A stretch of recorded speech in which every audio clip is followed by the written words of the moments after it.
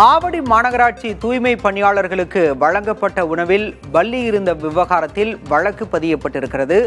உணவு வழங்கிய நிறுவனத்தின் நிர்வாகி ஸ்ரீஹரி மீது ஆவடி காவல்துறையினர் வழக்கு பதிவு செய்திருக்கின்றனர்.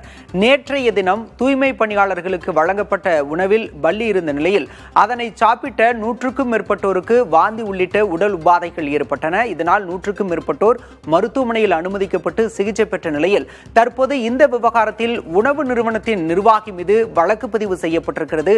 அண்மை செய்தியாக பார்க்கிறோம்.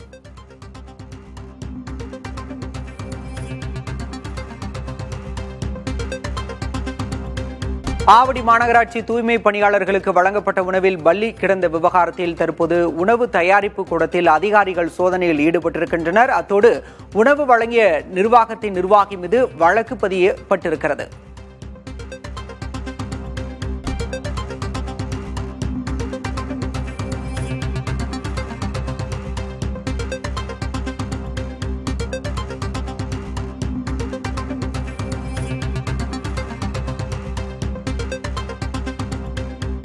மாநகராட்சி நிர்வாகங்கள் சார்பில் தூய்மை பணியாளர்களுக்கு உணவு வழங்கும் திட்டம் அமலில் இருக்கிறது. அந்த வகையில் நேற்றைய தினம் ஆவடி மாநகராட்சி தூய்மை பணியாளர்களுக்கு மாநகராட்சி நிர்வாகம் தரப்பில் உணவு வழங்கப்பட்டது.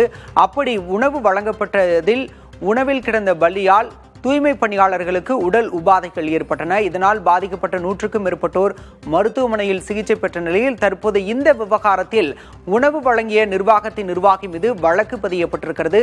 உணவு கூடத்திலும் தற்போது அதிகாரிகள் சோதனையில் ஈடுபட்டிருக்கின்றனர்.